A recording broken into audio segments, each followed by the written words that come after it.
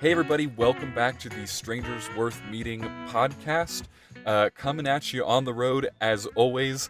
And I'm excited this week. We've got an awesome guest for everybody today, and we're doing this new format. I'm doing my best to make things work in the midst of a quarantine for a podcast that's all about meeting people, and in the way of meeting people, I mean in person, like meeting people on the road in person and connecting with people. And so now I've got to make this thing work totally without meeting people, because that's the responsible thing to do. So in response to the coronavirus situation, I am still lucky enough to be able to connect with my guest today, and we're going to be doing it remotely, and hopefully we can still have a kind of an excellent conversation and give some of the things that I really like about this podcast. And we'll keep it online for as long as we have to, because it's still something that we want to make sure we're doing is having episodes to release. So without any further ado, let me introduce today's guest, Lara Gruden of Tucson, Arizona. Lara, welcome to the show. Thank you.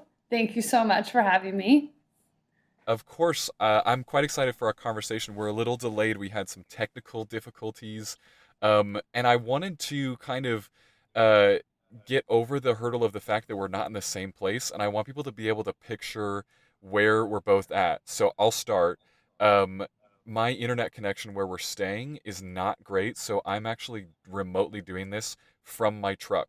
So I'm sitting in my truck in a Walmart parking lot at the very back, uh, and Oh because my I can get really gosh. good internet here, and it's raining in Tucson, which is a really weird thing. I feel like that I've seen that maybe once ever, and I've stayed here for a while, um, and so that's where I'm at today. So where are you at today? Give us a mental picture. Okay, mine is not extreme like yours, but I'm sitting in my kitchen right now at home in front of my computer, pretending like you're sitting in front of me. I really wish we could be. And I feel like that's an element of the show I'm trying to work in. I've had more and more guests who I'm able to to be able to not just record the episode with in person, but also to do their thing with them. And that's been Right. really cool. Like I've had a couple opportunities like that.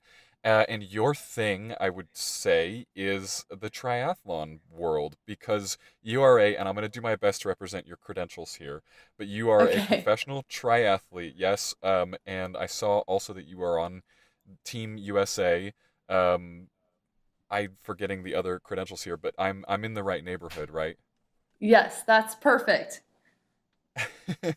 Okay, so I'm excited that we could talk about the triathlon game, but it would have been nice if we could have done something triathlon-y together. But the thing I is, know. like, if we could even go for a run, but I don't think I could keep up with you. Like, what would you say is like a mile pace that you keep roughly on just a training So, run?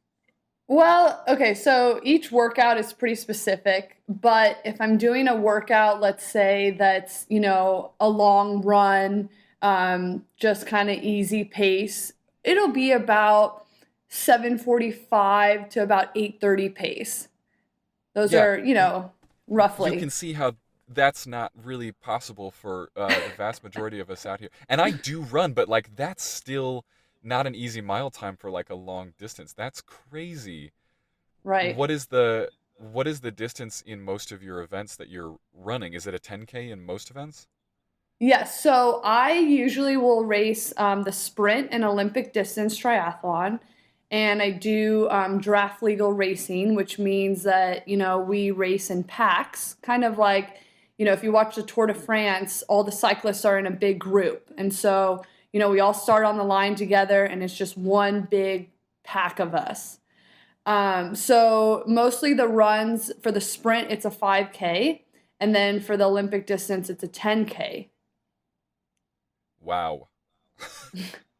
Nice. So I want to get familiarized with the triathlon world today, Okay. because I think it's like it's its own kind of it's its own thing. It's sort of like I feel like it's set aside from kind of the cycling world and also the running world and even the swimming world, in that it's its own unique aspect of all three of those, that you have to be into this world to get it.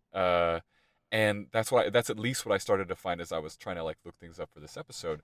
And my dad used to run triathlons. He ran one triathlon I'm remembering, and I wanted to look this up, but I decided it'd be more impressive if I either got it right or wrong right on the episode. So it is the Okay. order of events is I want to say it's swimming first, and Yes. then I'm gonna guess it's, oh gosh, oh, I think you must cycle next, right?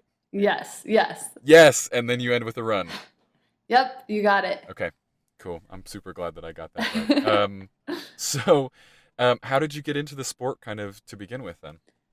Okay, so I actually was a boxer before I got into triathlon. Nothing crazy, just started kind of doing it in college a little bit. And then, as things progressed, fights were getting a little intense. And so my boss at my job, he was like, I think you should try triathlon. And I'm like, no, I'm not going to do that. That's not for me. I don't like to run. And he's like, but you should just try one, just see how it is. So I started cycling a little bit and doing a little bit of running. And I actually have a swimming background from, while I was growing up, I swam in high school and, middle school, just club swimming. And so I said, okay, why not? And so I did a local triathlon here in Tucson. It's the Oro Valley Triathlon, and it actually takes place in a pool. And then we do 2 laps on the bike, and then there's a run. So I went and did that, and I won, like overall female. And I was like, oh, this is cool. And so just from there, it kind of took off, I've only been doing it for about almost 4 years now. I'd say 3.5 years. So you are Tucson born and raised then? No, well, I was born in Tucson, and then when I was about 6 years old, I moved to California, and I grew up in California. And then I came back to Tucson to go to the University of Arizona. Oh, gotcha. Okay. Um, Yeah. and so you I believe are quite a Tucson fan, from what I've seen on your Instagram. It seems I like you do. really enjoy living here, and I can believe that that must be linked into the triathlon thing somewhere, right? Because year Yes. round it's gorgeous out. Right. Definitely. I mean, it's the perfect training place. A lot of triathletes, they live in Colorado as well because the altitude and I guess the cycling is really good there as well. But I just love Tucson. I mean, we have the river path and they just fixed it. So it's something like 100 and I don't know, like 20 miles or something of a loop. And, we have Mount Lemon for training and great group rides. And then the swimming here is awesome. It's hard to do open water swimming, but there's a lake called Lake Patagonia that's about 45-minute drive, and you can go down there and practice. And then, the running is great. We have Sabino Canyon and the river path. So it's really a great training place. I love it. Yeah, I have totally fallen in love with this city.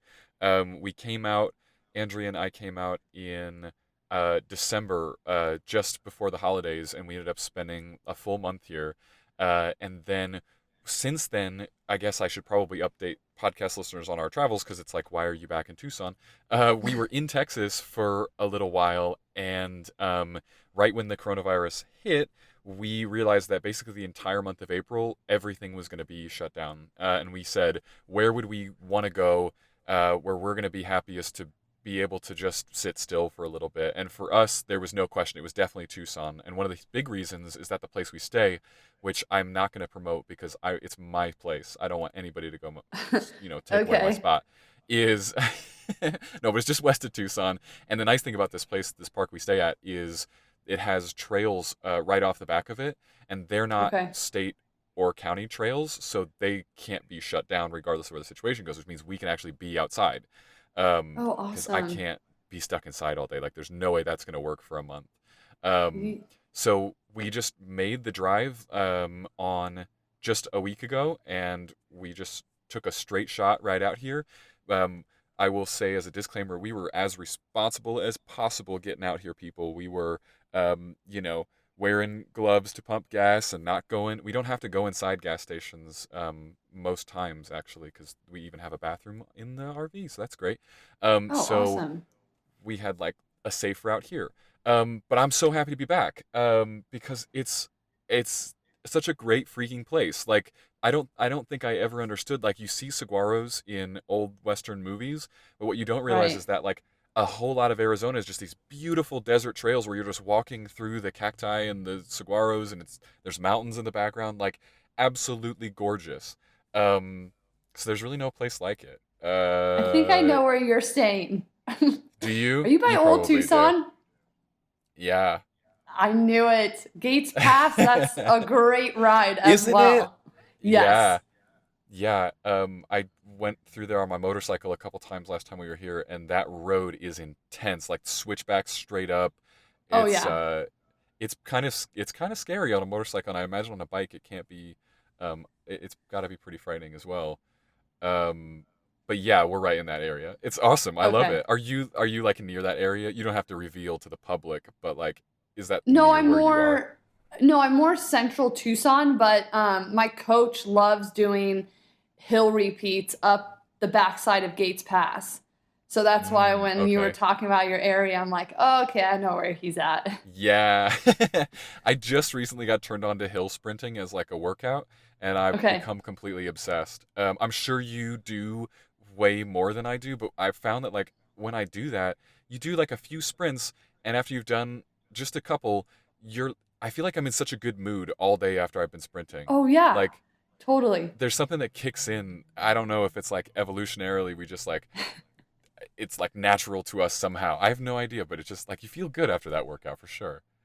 Is there Definitely. a Do you have a preference of the three? Because you've got three sports that all merge together. Is there any one that you particularly love and any one that you don't like quite as much as the others?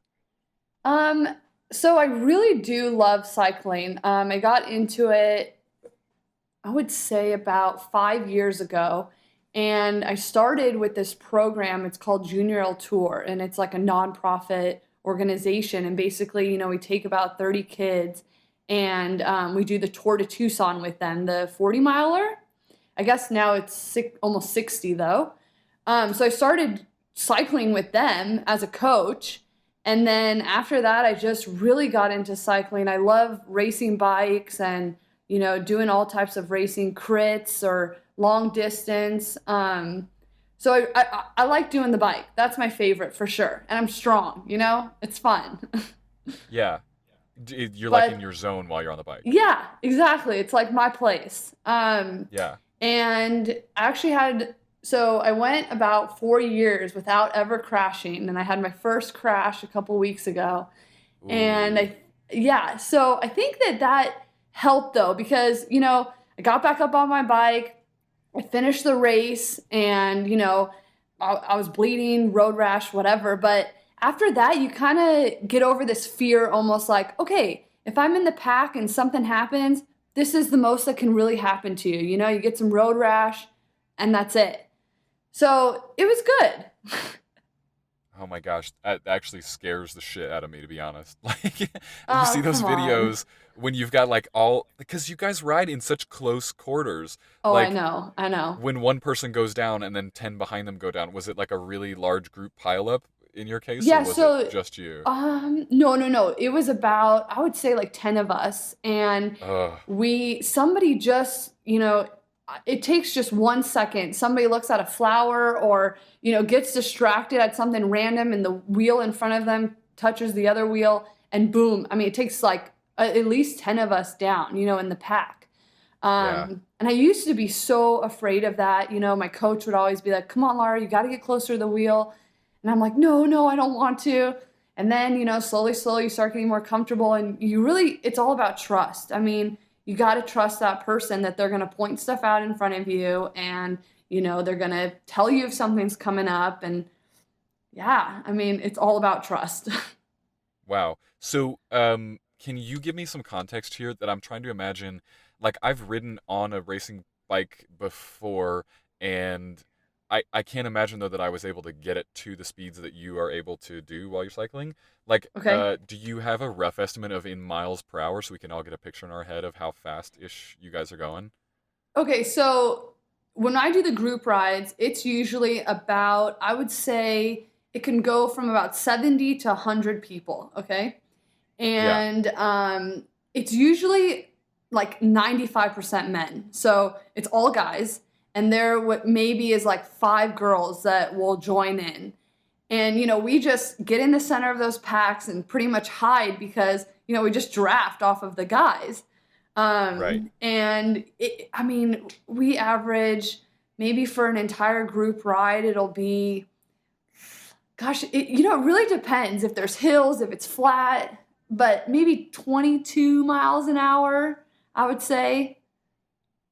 That's quite fast on a bike. Like that's got to take some acclimating, which I'm sure you're acclimated, but if you were Yes. to put me in that situation, there's no way. Like it would take me a second.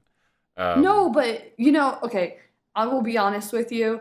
It took me a long time to be able to do these group rides because for almost a year, every Saturday I would go out there, meet the group, and I would get dropped, which means, you're riding in the group and let's say they do a interval or they take off and then, you just fall off the back. And every Saturday I would go out there and I'd be like, okay, today I'm going to try and make it a little further. And today I'm going to try and make it further. And I would get dropped and dropped and dropped. And then finally one day I'm like, I'm not getting dropped anymore. And I made yeah. it. But it Yeah. definitely takes a lot of work. I mean, a lot. Yeah. So, how can you fill me in kind of on how this coronavirus situation is affecting your competitions right now? Because I saw, I went and looked up some of the organizations that it looked like you were kind of within and racing with, and it looked like there's a few upcoming events that have all been postponed. Um, ha, what's how is this affecting kind of your sport right now? Okay, so I actually had mono in December. So I was kind of, training was really tough for me. I mean, I was having days where I couldn't even get up, and then, I'd have an okay training day. And so we kind of had to work through that. And then, so my race season was actually postponed not to start into like June. So I was okay with, things getting postponed. A lot of my teammates, though, the first race that we do, the ITU organization, which is the draft legal racing I do for triathlon, it usually starts in Florida. And so, everyone was pretty much in Florida in March. The first race went through, and then after that is when everything just started getting canceled. And, I think it's been really tough for a lot of athletes because, you work so hard and, you're ready for your first couple races and you want to show people kind of where you're at and you want to see yourself. And it's been tough. But for me, like I said, it's different. I mean, I'm still building and, I'm kind of on a different plan than everyone else. So I don't think that I'm affected by it as much as, my teammates or other people. Right, because you are in a place where you're supposed to be working on conditioning, which is something you can Right. do while maintaining that social distancing thing, and it's pretty much all going to work out okay. Yeah, I would say the hardest thing for us is probably, not having pools. And, swimming is one of the most important events in the triathlon for the draft legal racing because if you don't come out of the water with the front group, you're playing chase the whole time of the race. And so not having pools has been really tough.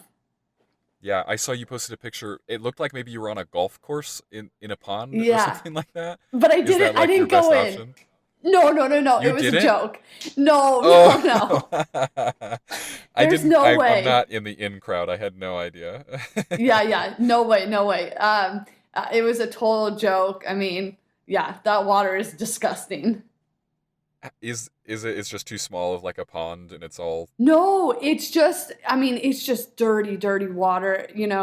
I don't even think you're allowed to even swim in there because it's on a golf course. But I went home to California to see my family, and, I thought it would be funny, like, as a joke. But yeah, no, I didn't go in there. Well, that's probably good. I was kind of going to ask about it because you're swimming mostly in these events. You're in large outdoor pools of water, Yes. not in not in actual. I shouldn't even say the word pools. I meant that more like natural water area, Right, like right. lakes and things like that, right? For the most Yes. part. Um, Yep. but what's I was thinking about like swimming in lakes. Do you ever have to worry about like nasty lakes and like bad bacteria and things like that? Because I feel like that can be a problem for people, but Oh maybe it's yeah. not. No, no, no, no. They like test the water and everything before the races, but when I was in Tokyo, the water was there was like dead fish. The water was like green, but they said, "Hey, all the tests came back and you guys are okay to swim." But we definitely get put in situations where the water, you're just kind of like, "Okay, close your mouth the whole time and try not to breathe and just get through, Try not your to 10-minute breathe. swim." Well, like I'm Yeah, just no, like, I don't know, get but it's water. the worst advice you could give someone who's like completely out of breath, like fully swimming. My God. Um, Yeah. It's there's a rough. where I was born and raised in Illinois. There's this lake. It's called Clinton Lake, and it's I think the lake is actually primarily a source of water for the nuclear power plant. Okay. In order to like cool down their equipment, they like pull the lake water to cool the equipment, and then they put it back in the lake. And in theory, it's not like radioactive water because it's really just cooling down equipment. That's how I understood it at least. But this pool or this lake is like 70 degrees like year round. Like it's totally comfy. It's like getting in a Oh, hot tub. wow. But I always felt like, how do we know that this nuclear water isn't going to be an issue to like swim in? And it's just a big thing where I come from. But I don't think anybody's ever, gotten just like random tumors from swimming in that lake, as far as I know. But it just seems sketchy to me. But Yeah. but like thinking about swimming in lakes now, that's got to be something you are now quite comfortable with. But was it something you did a lot before the triathlon world? Just lake swimming? Well, I grew up kind of close to the ocean, so I definitely like always have loved the water. I guess the biggest thing though is, it's so dark always underneath you, and you never really know, what's going on under there. So it always, no matter what, will cross my mind when I'm swimming in the lakes, okay, is there something under me? Is there something behind me? And I always try to swim with people. I have somebody on my sides or in the front. So I'm like, okay, if there's something there, they'll see it first. Or, I you know I what I mean? cannot. No, it's so funny to me because you went exactly where I was going. Because Yeah. my whole life, I can't remember a time swimming where I don't have this weird. And I think I grew up like irrationally afraid of sharks. I think I probably watched a Okay. movie too young or something that totally freaked me out about sharks. And so even if I'm in a lake, a freshwater lake, I still feel like a shark's just gonna bite my freaking leg off. Like, because I Yeah. can't see it, and it freaks me out. And like, do you know when BuzzFeed or different places will post pictures of, I think there's Oh, an yeah. actual word for fear of like dark water where you can't see through it. And Yep. I for sure have whatever that fear is. Like, I think we it's all do so at some point. uncomfortable. Yeah. Yeah, because we're not. I don't know. We weren't really evolved to live in the water like that, so it's not Right. a area It's we're not our super comfortable territory. with. Yeah, it's not Right. our world, and I feel like every day they pull new things out of the ocean that they're like, we didn't know this existed, like giant Yeah. squids and things, and you're like, okay, very cool, like good to know that's in the water and we didn't even know. And so, how do I know? How do I know if there's not some freaky thing in this lake? Right. But probably the real danger is not the imaginary sharks that I see when swimming, and then I'm so glad that you see them too, because, or whatever dangers, because it just makes me feel less alone. But the real danger, I guess, with triathlons is like a genuine accident where you get under the water and you cannot be seen, or something's gone wrong, or someone passes out. Like I've heard of that happening, which is, as far as I'm aware, like why you wear bright swim caps. Um, Right. while swimming in lakes, right? Is that kind of like a part of it? Does that worry you ever at all, or is it something that crosses your mind?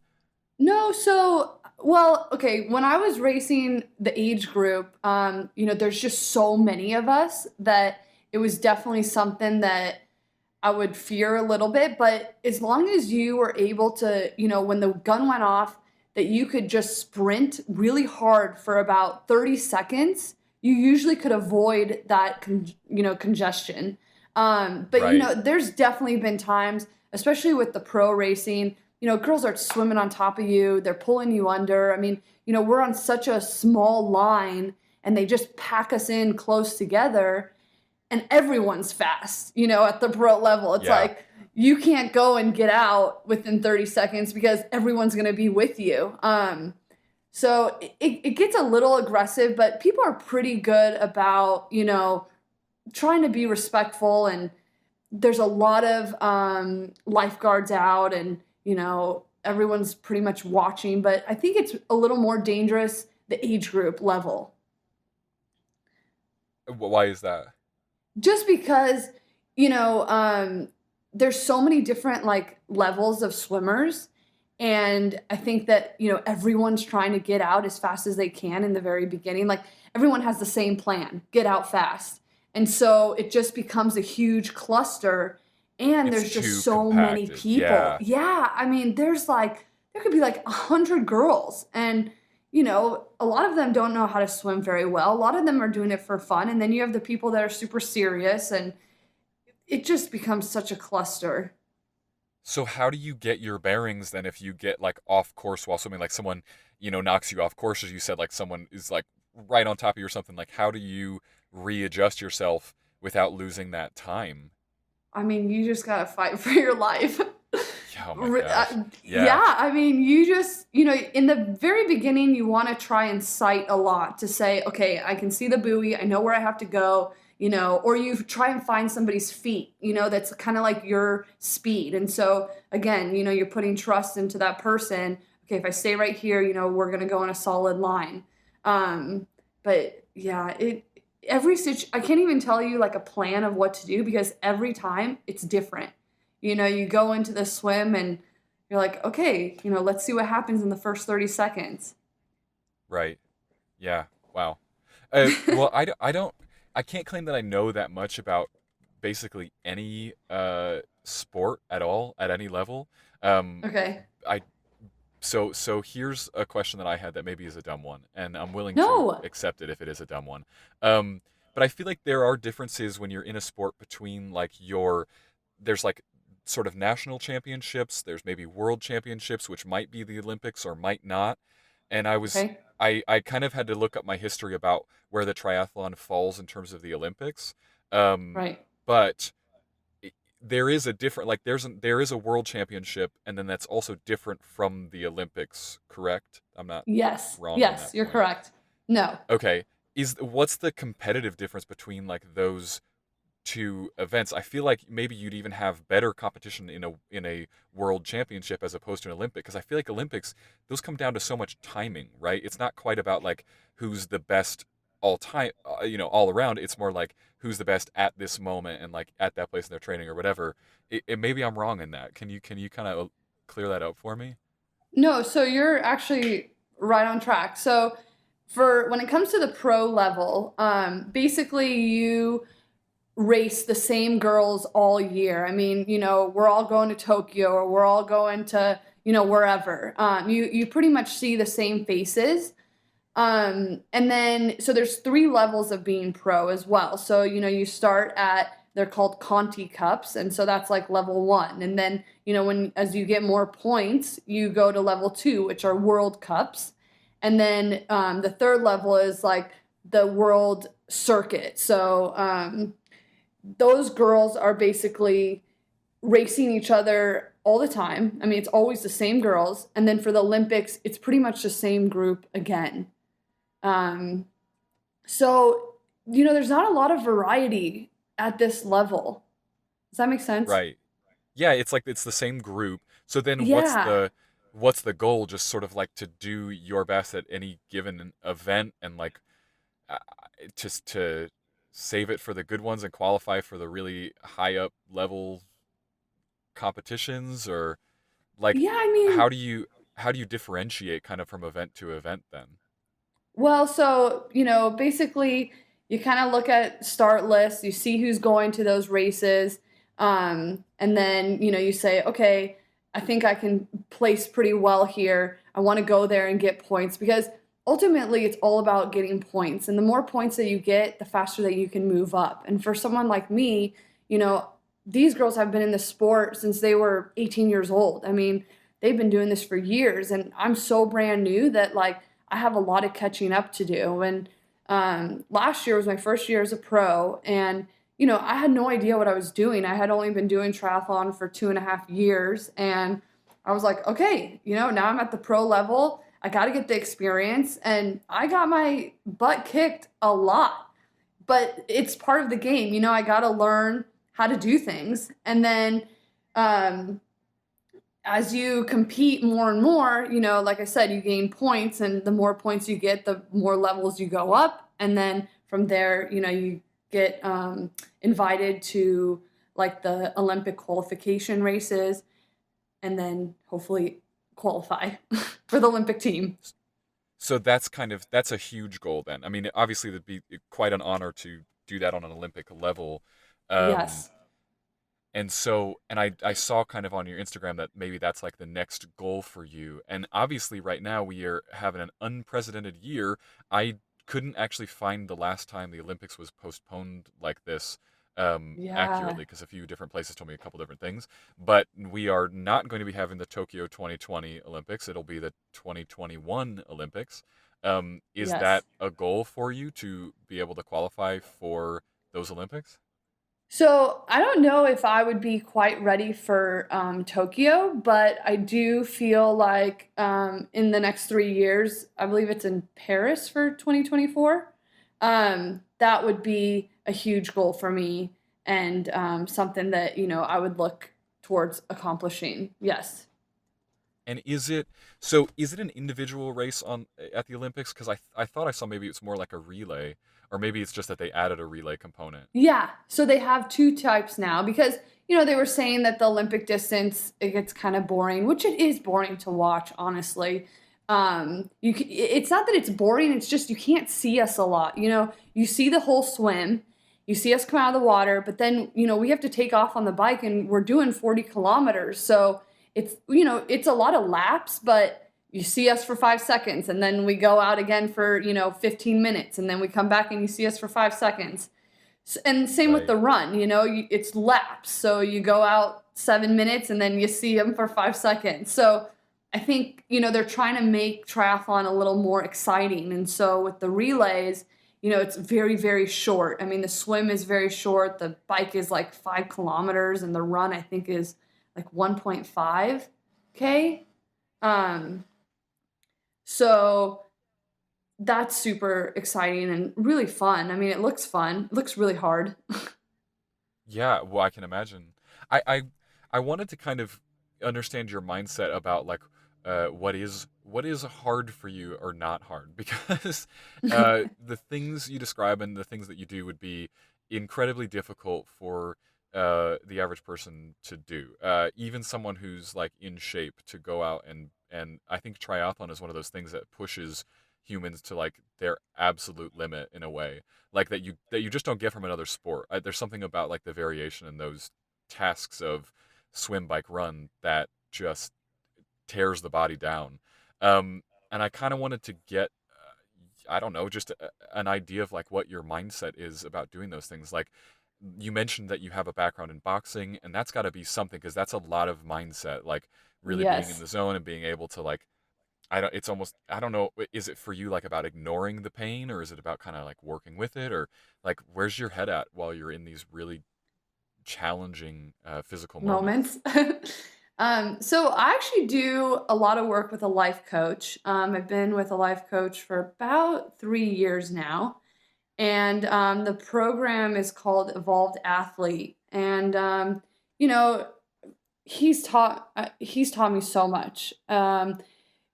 Basically, when I'm in pain, instead of like ignoring it or pretending like it's not there, I just kind of embrace it, and I'm like, hey, this is how I feel. Yeah, it hurts, but like, I'm not gonna say, oh no, I don't feel any pain. You know what I mean?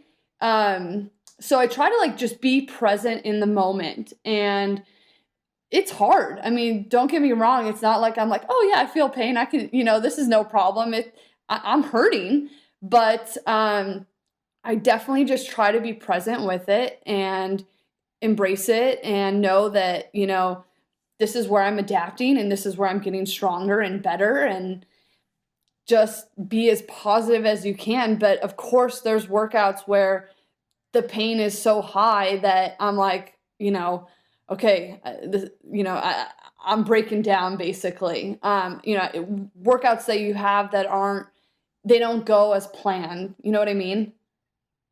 Yeah, well, I think so, but probably not because I doubt if I've ever had a workout that was as hard as your average workout. Like, I genuinely think the hardest workout of my life is probably like a fifth of what you do on an average day. Um, but I Yeah, had but noticed that that was a yeah. No, go ahead. no, I was just gonna say, okay, I feel like people compare, they're like, okay, that workout that Lara's doing, let's say I go ride 100 miles, and then, the average person's like, well, I did 25 miles and that was really hard, but it's definitely not as hard as what you did. But for you, that like hard, I guess, may be the same as what I'm going through, but you're just doing it a different distance or, a different speed, but it's still just as intense for you. You get what I'm saying? Yeah, I can understand. So like everybody's 10 is still a 10, but Right. it's Yeah. just you can sustain a 10 for like several hours, Exactly. which is you know, that's hard to imagine for most of us. But what do you go to when you're at those kind of worst moments? Because I know that when you do longer, when you stay at that 10 for a longer period of time, there's more mental blocks that pop up. Totally. So has it been all about that kind of like that life coaching has been one of the things that pushes you through those moments? Yeah. So, when I'm in those like really dark moments, different thoughts will come up, okay? Random things that you'll think about. And I'll try to remember things that came up. And so when I have my next session with my life coach, I'll be like, hey, I was suffering really hard during this workout, and these are the thoughts that were coming up. And I was thinking, I suck, or I can't do this, or, whatever negative thoughts are coming to you. And so we'll look at that, and he'll be like, okay, well, is this what you feel? Do you feel like you're not good enough? And you kind of just go deep into everything, and you got to like work through your baggage, I guess you could say. And as you do that, you reach new levels and you get mentally stronger each time. It's really cool. I mean, it's really cool how the mind and body work. I don't know. I just really enjoy it. Yeah, well, and I feel like at the level that you do this at, because you've got just people who casually do triathlons and aren't trying to be professionals, there's Right. got to be some sort of obsession for you here in terms of the training and the event and undertaking this challenge. Um, do you feel like, I mean, have you always been that way with athletic competition, or is that something you've kind of learned to bring into your life? Like, what makes you that way, or are you just wired that way? So I would say that like I'm pretty disciplined, with life and even my everyday routines, and I've pretty much grown up that way. I feel like when I was younger, I kind of used sport as maybe an escape from, like the household. Everyone goes through their hard stuff, divorce with your parents, and just stuff like that. And so now triathlon's been actually very different for me because I have used it to kind of like look at all my stuff, and instead of like using it as an escape, it's really cool because okay, I'm trying to think how to explain this. Okay, so basically, we hold things in our body, okay? Like when you get upset at someone, you hold that anger inside of you. Or, let's say you're frustrated with things in life. And, some people work on their stuff and some people just kind of hold it inside and move on and, just kind of push it away, right? Well, eventually, like all these things build up. And so, triathlon, doing these hard workouts and racing and getting my butt kicked, it's caused me to like look at a lot of these things in my life, like, things with my parents or things with friends or, things with a coach. And I've really like grown a lot. And I don't know if I'm going on a tangent or if this is like answering your question, No, but it's the exact tangent I wanted you to go on, actually, okay, it's just because different. Like, yeah, it's like a pressure release almost in a way.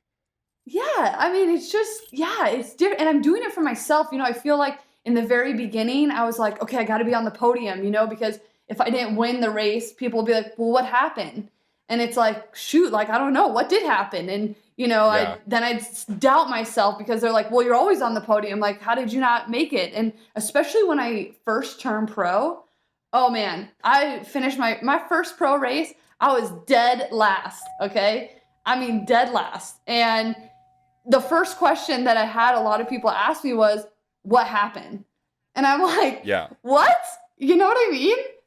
yeah, So it's just been like a lot of growing up, a lot of working on myself, looking at my life, but it's all good stuff, really good yeah. stuff. It's So it's yeah, personal development in that way. I have to totally, I, totally. I have to apologize for the beeping my car just did. I just my laptop's trying to die on me while I'm in my mobile Oh, recording studio. But it's good. do we It's need to good. stop? The no, the truck is amazing because it has an actual wall plug in it, and I love that. So no, I'm good. I'm good. I just had to Okay. turn it on so it would charge up again.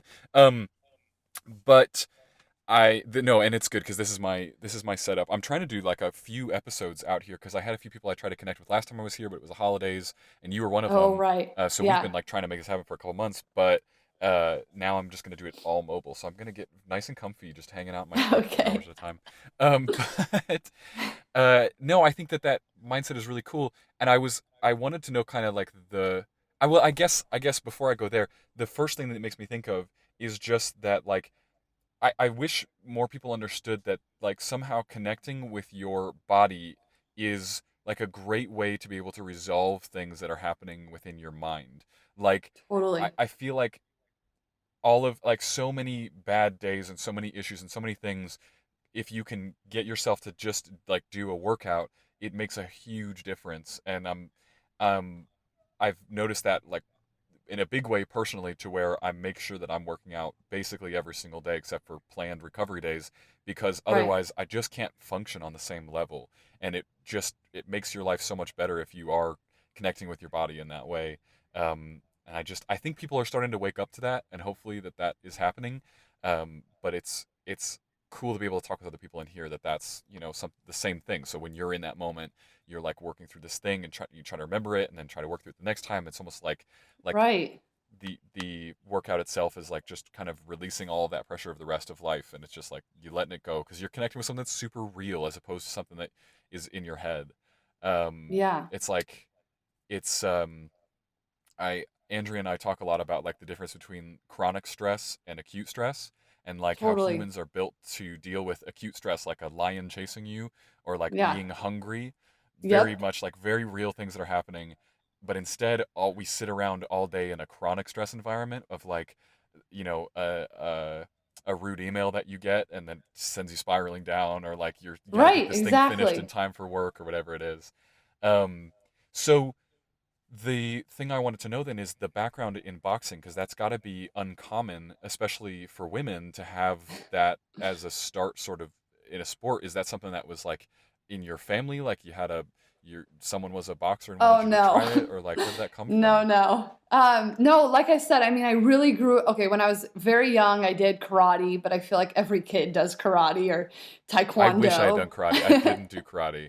No, seriously, and I had Oh an man. episode with a Yeah, I saw. jujitsu Yes. yeah, practitioner, and that was the first time I'd ever actually tried martial arts, even though I've been fascinated for years, and it was amazing. And I was like, Oh, man, I that's wish I'd done that cool. as a kid. But Right. but okay, so you did karate, yes. Yeah, and then, did swimming in California through high school, did, cross country, basketball. And then when I came to the University of Arizona, I swam with the masters team, but I got into boxing because one of my friends introduced me to this place that's super on the south side. I mean, bars on the window, all of that. And I met this Native American guy. His name is Kiyoshi, and he just really taught me a lot about life and we worked on self-defense and building my confidence and, you know, all these like really cool things. I mean, he brought me onto the reservations and I did a sweat with them and, just learned a lot there and Wait, was this in got California or was this in Arizona? no, in Arizona. So when I came to the University of Arizona is when I started Okay, doing okay. that. Yeah. And got into boxing and got my license and started fighting. And, my first fight, he put me with a girl who was like a national champion. Okay. And this was not even a fight, like it wasn't sanctioned, but it was like a sparring match. And she just kicked my butt. And I was like, okay, that's not going to happen again. And so, I trained hard and he got me ready. And then I started getting in the ring. And for my first sanctioned fight, we won fight of the night. I think I have like a post on my Instagram for it. And then it just kind of went off from there. And, I did sparring and fights here and there. But then, like I said, it started getting a little too intense for me. And I was like, okay, I think I need a new sport. I was having like black eyes and people are like, are you in an Yeah. abusive relationship? I'm like, no, no, no. Right. Yeah. Yeah, So, it's like a Fight Club moment where it's like you walk into right. work and you're just bloodied. Like, Yeah, my boss was um, like, okay, Lara, new sport. you had like a legitimate Mr. Miyagi experience, it Yes, sounds I like did. an actual I did. guru who taught you about yourself through fighting. That's super Yep. cool. I need your connections because I really want to try a sweat. I've never done one. That should be, Oh, yeah. yeah, it seems really cool. Um, what we actually have to do at some point is think about where we can actually meet up when this quarantine thing's over, so that we can actually do something, and then I can do a follow up on the podcast about whatever the thing was we did. Okay. Um, but unless you want to run hills in Tucson Mountain Park, because that I can do. Ooh. Is that a quarantined activity? That'd be okay, right? Because Well, I'd be 20 feet behind you in terms of speed easily. yeah. I don't know. My training is so specific right now. So, it's very hard for me to like, my friends will be like, let's go for a hike. And I just can't do stuff like that. It's really Yeah. caused me to What do you be, do with the time yeah. that you actually have for yourself? I mean, honestly, it's all about recovery. So, I'm making sure, knock on wood, I've never been injured. I've never had any issues like that. I'm healthy and everything's together. But that free time, I am very, very big on recovery. So, well, right now with quarantine, I can't get massages, but I did that once a week. And, I take ice baths or Epsom salt baths. And, I have Normatec boots and I'm constantly foam rolling and, all that boring stuff that nobody wants to do, but it's just so important. And I think that people like don't realize, or we get lazy. I mean, I have days where I'm like, I just don't even want to do that. But it's just so important that I make sure that it's part of my routine. Yeah, well, if you're performing at that elite of a level, you can't skip the minor things because that's what it comes down to. It's like Exactly. whatever that little thing is that gives you that edge, that's you have to do it because Right. how else can Yep. you kind of rise up there? So you are in really hardcore training right now, and then you said that was supposed to be at a competitive level in like June to where you're back competing. Yeah, so we were planning on probably my first race mid-June or end of June. I don't really know kind of how it's going to be now. They're canceling races left and right. So a lot of us, I don't even know if we're going to have a season to tell you the truth. Right. Because our season usually goes till about October, and that's even pushing it sometimes, till December, but I mean, that's really pushing it. So I have no clue, but all I'm Yeah. focusing, I was thinking, I'm like, right now, there's so many people struggling with staying motivated, especially, professional athletes, because all our seasons are so up in the air. Nobody knows when they're racing, nobody knows if we're racing.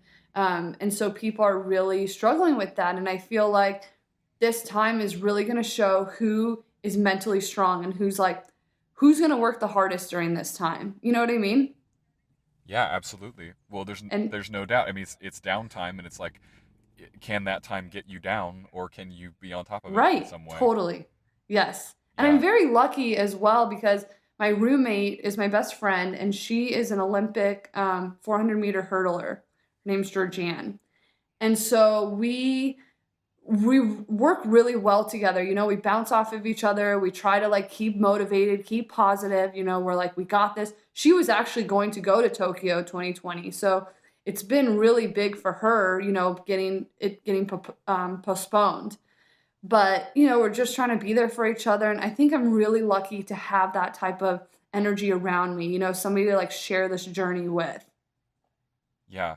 So most of your time then, and even time with your um, close friends and roommate there, it's all about this sport. Like it's every moment is about either you're recovering or you're training or you're resting or you're eating right or whatever it is. Like most of your time goes towards this one thing, right?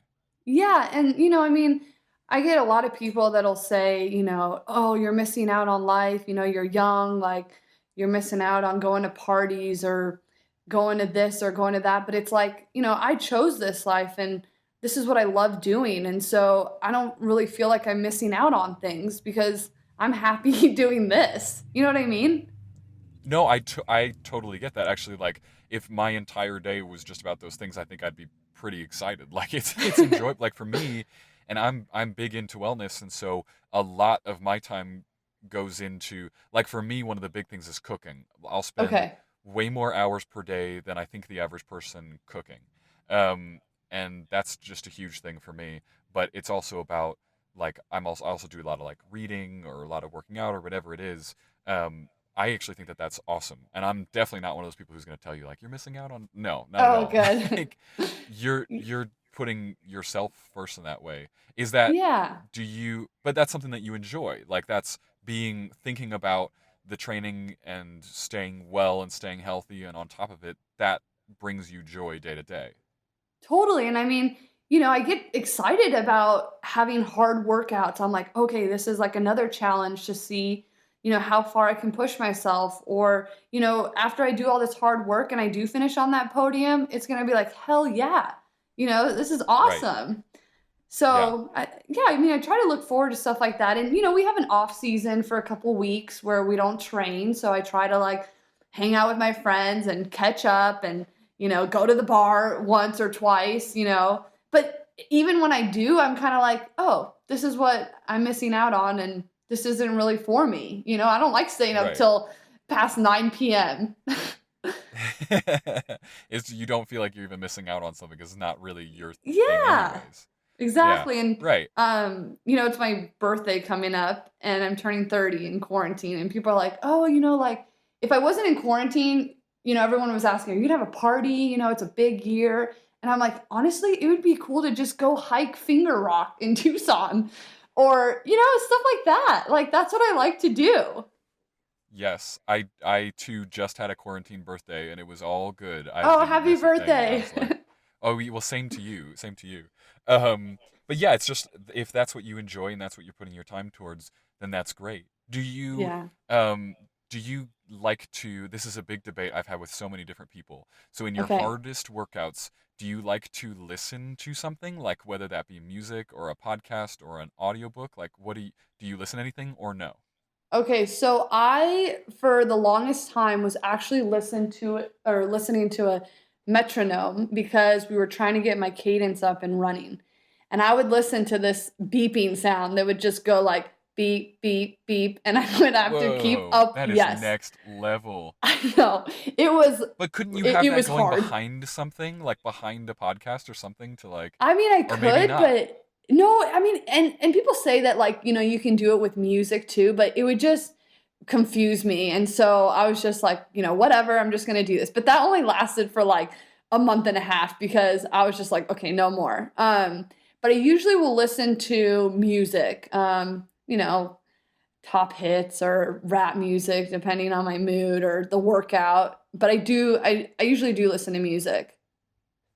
That gets you fired up, but you still are able to like stay focused on Right. your task at hand Yeah. and to perform. And yeah, I take a lot of flack because I love listening to audiobooks while Okay. I work out, and everybody tries to give me a hard time, like I should be listening to like some music to pump me up. But there's something for me about like being able to work out my brain and body at the same time that like really works for me. Yeah, I mean, I Um, have teammates that do the same thing. They love listening to books, and I'm like, how do you yeah. listen to a book and then run, 5:30 pace or something? And they're Yeah, like, I think well, that's probably the key thing because when I'm out jogging, it's not that pace. Like, yeah, yeah, it's like a 9 or 10 or something. And so it's not like I'm pushing my body, but the book is some way to kind of like escape that, which is nice. right. But I think at the level where you're really pushing yourself, you can't really escape it. Like you're not gonna be able to escape the Yeah, pain, you're just gonna slow down. right. And I totally get that. And that's why I don't try to run 5 to 30 miles. Oh man, Not that I you will could. soon. Yeah. Yeah. Are you okay, Andrea had a question she wanted me to ask cuz she was looking I Yes. showed her your Instagram and she wanted to know and I was trying to think of all the things I would know about you if we were together in person. So I was going to try to Okay. ask those questions. And I already asked about like where are you at? So I have a picture of where you're at, which is cool. And Okay. so do the listeners. But she wanted to know how tall you are because you look quite tall in your pictures. I am, well, I don't know if I'm considered so tall, but I'm 5'8". So I guess I'm pretty tall That's tall, for right? for a triathlete. Yeah, I mean, especially for like runners. I'm usually one of the taller girls when we go to races. The shorter girls are it's harder to keep up with them running. I'm always like, Right. "Come on." But But yeah, I I am feel like tall. being tall has that advantage in swimming. I feel like Yes. most swimmers quite tall, and then Yes. I feel like with distance running too, like height is an advantage. Maybe not sprinting. Yeah, maybe. I honestly I'm really not sure, but I'm about 5'8". Okay, okay. I think my sister's around 5'8", but I'll have to ask her Okay. Is that because what I'm from a Andrea tall thought? family. Oh. No, I think she thought you were quite a bit taller. But Oh, okay. you have an amazing physique. You're obviously in incredible shape, so I think that that's part of it. It's just like you just look like an Amazon, just Taller. like Yeah. so freaking tall. Um, so that was my random question to throw in there. But I guess I was trying to like and I've been asking about like, well, what do you get to do in your free time? I guess I was just trying to understand where your other interests lie if you're even allowed to have them like if this lifestyle even allows you to be interested in things outside of doing this 24/7. Triathlon. Yeah, um so, okay, I love Netflix. Who doesn't? Great. Yes, Yeah, lots of awesome. shows. Every Particularly time what? something yeah, well, every time something new comes out, I'm, like, on it. I watched Ozark, I really liked Money Heist. I watched those, like, limited series where they're, based on the true stories. I kinda like dark stuff. Sure. I don't know why. My roommate always tries to get Yeah, me to watch, like, Jane the Virgin. It's just not my thing. I really tried to watch season 3 of Ozark the other day, but it's been too Okay. long since season 2 came out and I had no idea what was going on. Like I I fully know. lost what happened in that story. So I've realized it's one of those shows. It's just like House of Cards too, where it's like Oh, if you want yeah. to have any Yep. idea of what's going on, you got to go all the way back to the beginning and watch the whole thing through again. There's no way. Um, Yeah. but that's got to be a good thing that you can do while you're in recovery. Like you can use a foam roller and watch a Netflix show, right? Or Yeah, an ice totally. bath, I guess, or something. Yeah, I mean, I do that. I like to read, so I read this book actually recently, not trying to promote it or anything, but it's called How Bad Do You Want It? And it was like one of the best books I've ever read. I mean, it's so good. So I would totally recommend it to people. Even if you're not an athlete, it's good. So you like reading like inspirational self-development type books? I mean, I don't know if I would say that because sometimes I get kind of bored with the motivational, Sure. books. I right now I'm reading. It's called oh gosh, it's that really popular book. Oh, something about What's it like about? don't give a. Am I allowed to say bad words? Yeah, oh, absolutely. Okay, so it's like don't give a fuck or something. You know Oh, what is I'm it talking about? it's yeah, yeah. It's I read it. It's I, Mark yeah, I something. I can't Mark remember the Manson, is name. that his name? Yes, yes, that's it. It's I can almost think of the full title, but I totally can't No. do it. Yeah. I have to look it Um, up really quick. This is important. okay. This is this is worth the sidebar. Um, And I really like that. I mean, everything they talk about, it's like, wow, that's so true. The Subtle Art of Not Giving a Fuck. That's Yes. it. There you go. Yep. Yeah, That's Mark it. Manson. That is a totally decent book. Um, I enjoyed that one. Yeah, because and So, I like reading those types of books too. Like if it's about like I'm with you. Like I don't know about if it's like straight self development, but I like learning about like human history or totally. or I don't know, just different things like or like wellness because I feel like those things all link to ways to live your life better, and Yes. as opposed to like direct advice on like do this to live your life better. Um, I prefer when someone's like, here's some amazing research about what human wellness has always looked like through history, and so that let that inform your decisions. Like I think that's really cool. Right. And I uh, book drop is that a term? Like I name drop books on Yeah. this podcast like way too often. I'm definitely not trying to show off. I just am obsessed with those types of books. That is a really good book. That's got to maybe that's something while you're out there like running, hitting that mental wall, and then you just decide not to give a fuck about that mental Yeah, wall. You just move totally. on. Oh, yeah. Or even It's like in basically modern everyday Zen life. philosophy. So Yeah. yeah, I mean, like, I'll be worried about, oh, what does this person think? And it's like, that person's probably not even thinking about you. You know what I mean? It's just stuff right, like that. Yeah, no, right, totally. yeah, yeah. So what activity am I interrupting by doing this podcast? Like, what would you be doing right now on a Saturday afternoon? I would be napping. Yeah. Yeah. You must So, need to quite often given how much you run. Like so you've probably already done your workout for the day. Are you like a morning workout person? yeah, so I had a run this morning, and then come home, eat. Usually we'll take a nap, and then I usually have one more workout. But because we've been having so many issues with pools, I won't be starting my swimming until Monday. So I'm Right. done for the day. But usually I'll have 2 to 3 workouts a day. Yeah. Whoa, two like three workouts? Okay, because two I could understand, but three? Yep. Run, swim, bike, like all three? Yeah, sometimes, or I have like weightlifting, so I'll have, a run, a bike, and then I'll have weights in the afternoon. That's usually the last workout of the day because you don't want it to interfere with, the main workouts. Yeah. So yeah. So usually it's about You four. So yeah, it's 4 sports basically that I'm balancing. you must have to eat a lot of food to keep up with that regimen. I do. It's the best part. Yeah. Any superfood suggestions? Like what are some of your favorite go-tos?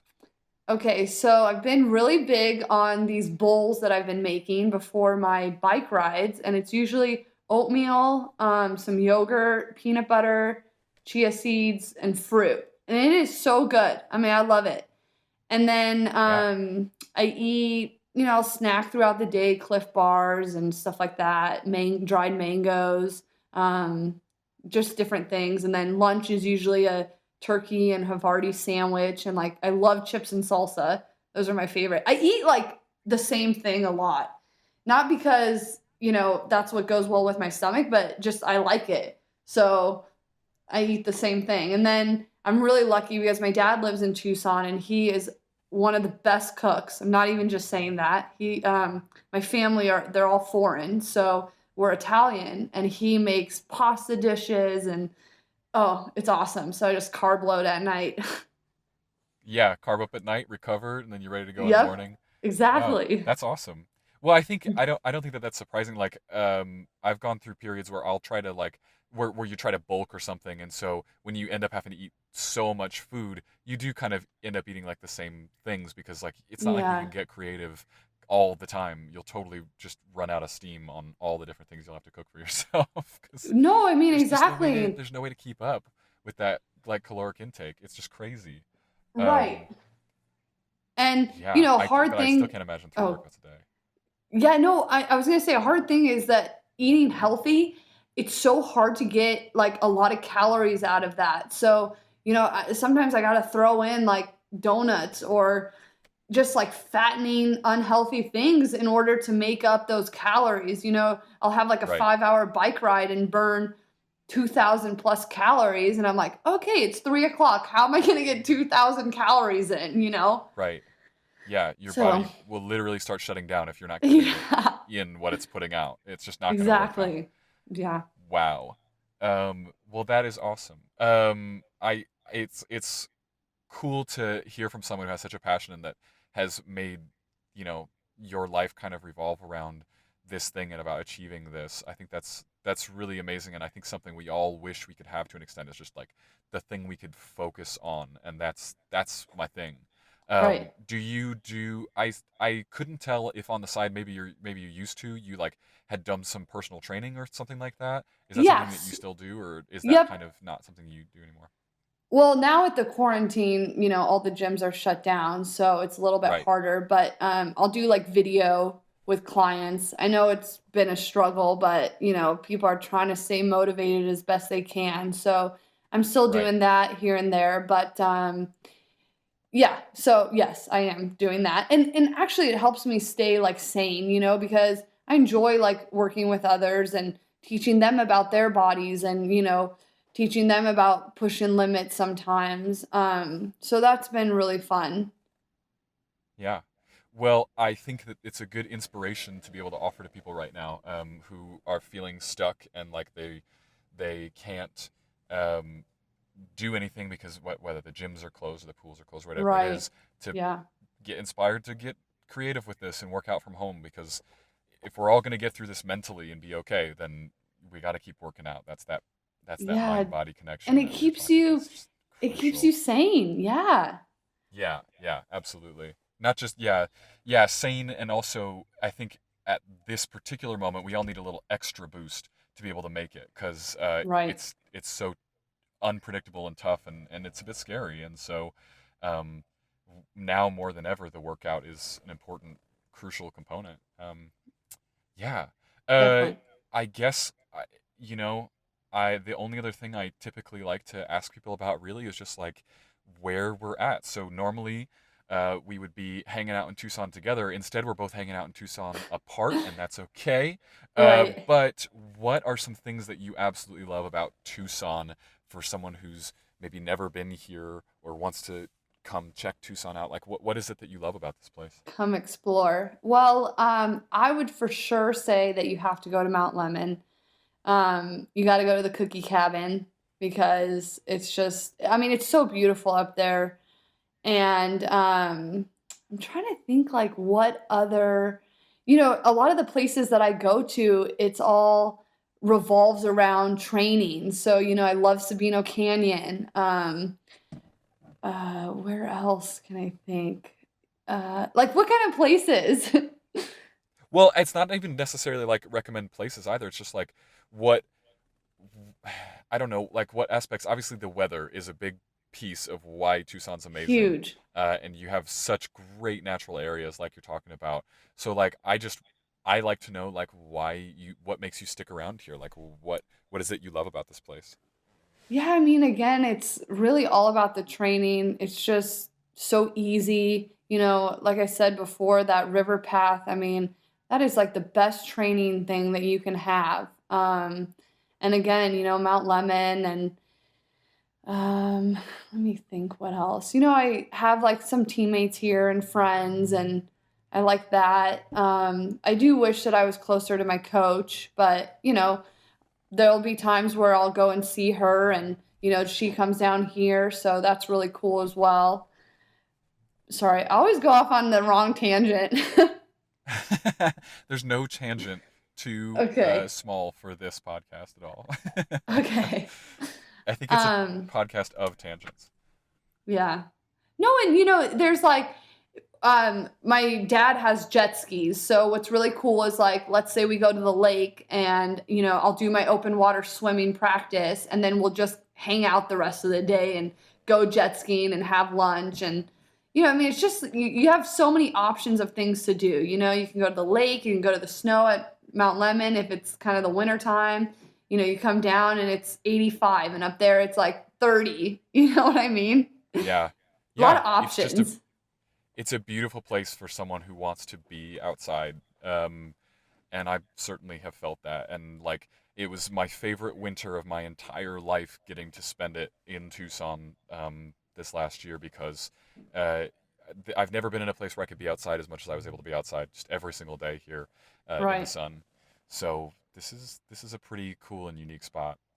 Yeah. Well, that's probably about it for me. You've gone Okay. through my list of questions and things I had wondered about. And I'm super excited to be able to like keep following your story and see where you go. And I'm like Thank when I you. get to watch the Olympics in 2024, I'm gonna be like rooting you. I'm so excited. So, Heck yes. And hopefully we'll be able to yes. meet and, I can show you around Tucson a little bit and take you with the bike and stuff like that. I'm sure we will because there's like no one can keep me away from this place now. Now that I've found it, Right. I'm gonna be here quite a bit. It's just Awesome. it's too great of a place. Well, where can people find you online? Like what can you give us your Instagram handle and things like that? Yeah, yeah, of course. So it's L Gruden try. So L and then Gruden and then TRI.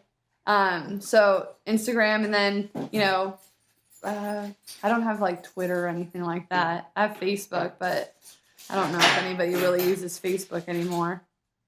I hate to call you out, but I think you got your handle on Instagram wrong. I did? No. Yeah.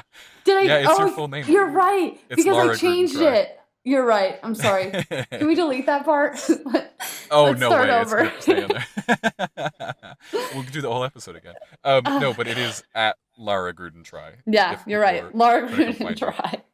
And she has some awesome pictures of her like doing things out in Tucson and running and things like that. And one at a golf course in California where I for sure thought you were actually going to go swimming. So go check her out. And then as always, I will take a gosh. I love to take pictures with my guests, but we can't do that this time. So I'll have you send me a picture or something. But I'll at least be able to post like a picture of my mobile setup here, so people can see that. I think is what I'm going to do. So find me on Instagram, everybody. It is at T Hickson Life as always, and then I am playing with Twitter, trying to find out how I can connect with people there. So if you want to find me there, it's also at T Hickson Life. Um, Lara, anything else for the people? Any last words of wisdom to leave them with today? Ah, ooh. I So don't such an know. I on the guess the spot biggest. question. Don't you love that? I know. Why would you do that? Who does that? It's sadistic. I don't know. I don't know. I guess the biggest thing is just, keep trying to like move forward and, I mean, we're all going to get through this. It's just got to be patient, one step at a time. Yeah. Adapt, But keep it yeah, interesting, keep moving, keep I exercising. It's will. all great.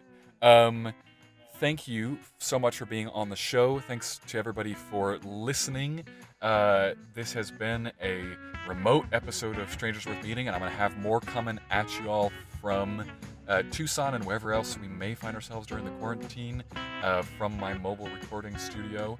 And we will see you on the next episode.